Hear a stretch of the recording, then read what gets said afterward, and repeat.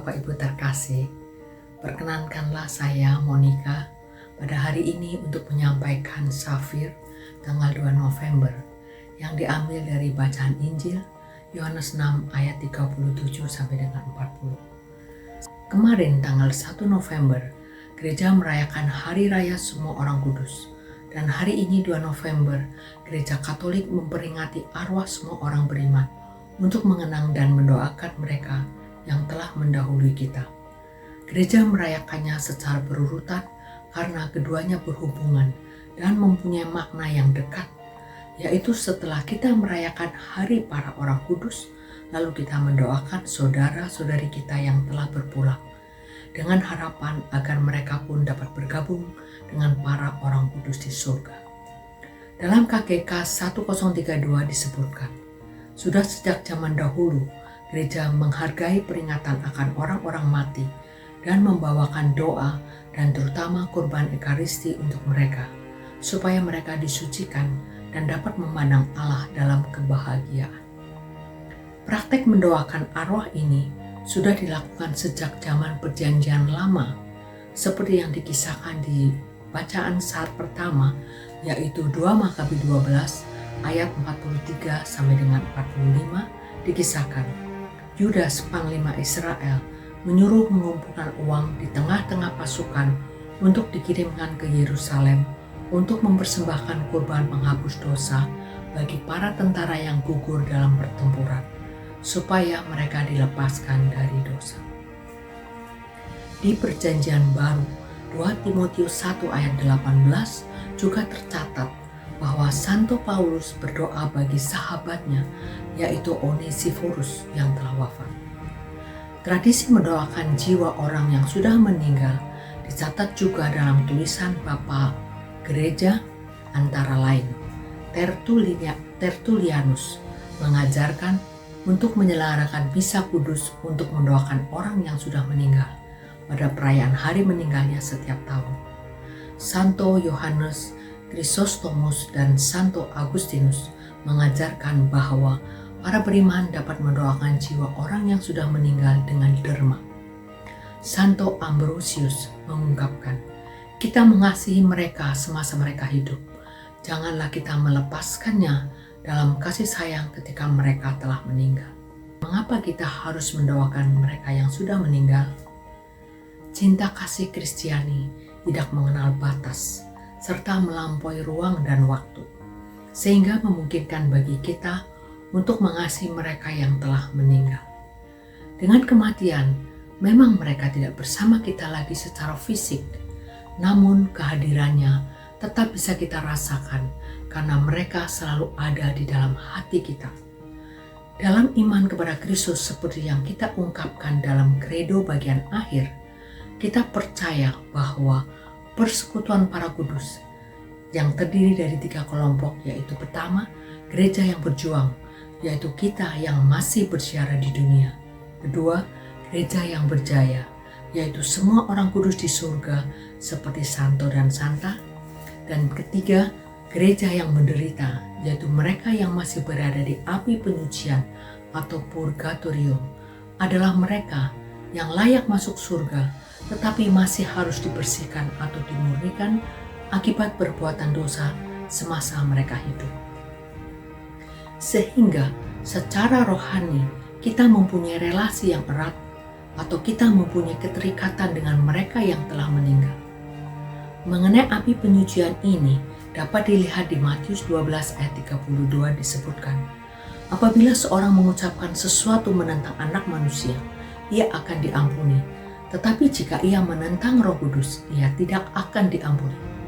Di dunia ini tidak, dan di dunia yang akan datang pun tidak.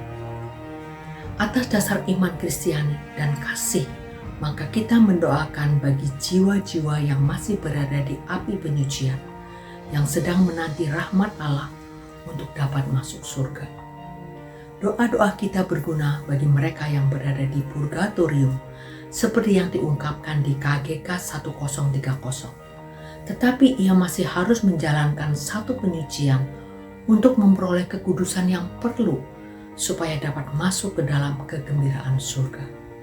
Dalam doa-doa ini, kita mohon agar mereka yang berada di api penyucian dianugerahkan kerahiman, kemurahan, dan belas kasih Allah, sehingga diampuni dan disucikan segala dosanya, dibebaskan dari hambatan dan noda, penghapusan atas hukuman dosa, sehingga pada akhirnya mereka beroleh kedamaian dan kebahagiaan abadi dalam kerajaan Allah.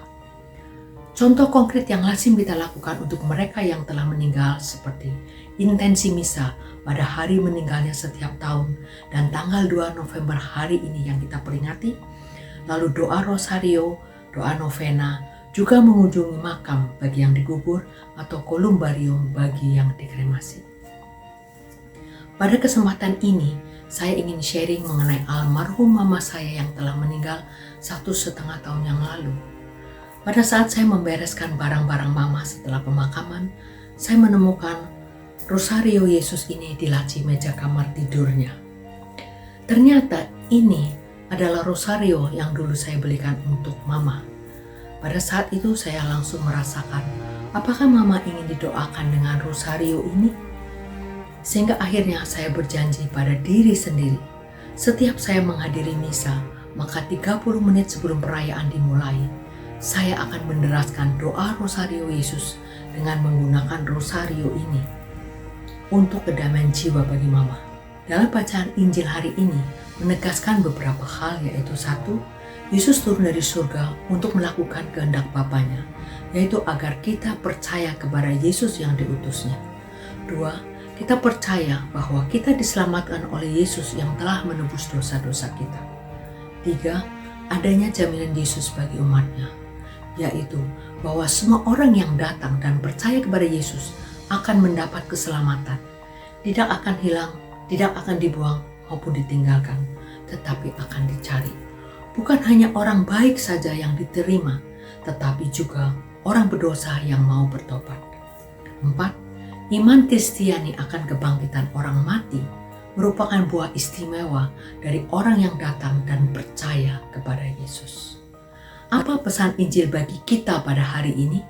1, iman akan kebangkitan badan mendorong kita untuk hidup baik, benar, dan kudus, sesuai dengan semangat kehidupan surgawi, sehingga kelak kita layak menikmati hidup bahagia dalam persekutuan para kudus di surga.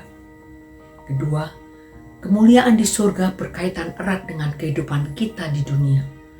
Apakah kehidupan yang kita jalani menjadi persiapan yang pantas untuk kehidupan kita di surga nanti? Ketiga, rahmat sudah disediakan Allah kepada kita. Jalan juga sudah ditunjukkan oleh Yesus. Kini tinggal keputusannya pada kita untuk hidup kudus dengan melaksanakan kehendak Bapa, memuliakan Allah, serta mendekatkan diri kepada Tuhan melalui perkataan dan perbuatan, supaya kelak kita dapat menikmati perjamuan di surga bersama Bapa. Sebagai penutup atas renungan hari ini, marilah kita berdoa untuk saudara-saudari kita yang telah berpulang. Dalam nama Bapa dan Putra dan Roh Kudus, amin. Allah Bapa di surga, kami mengucap syukur dan terima kasih kalau pada saat ini kami boleh berdoa untuk saudara-saudari kita yang kami kasihi, yang telah berpulang. Ya Bapa, ampunilah segala dosa-dosa mereka, sucikanlah dan terimalah mereka dalam pangkuan kasih-Mu. Kiranya mereka boleh mendapat kebahagiaan abadi bersama para kudus di surga oleh karena kasih karunia dan kerahiman-Mu. Semua doa ini kami panjatkan dengan perantaraan Putra-Mu yang terkasih, Tuhan kami Yesus Kristus. Amin. Dalam nama Bapa dan Putra dan Roh Kudus. Amin. Terima kasih Bapak Ibu. Tuhan Yesus memberkati.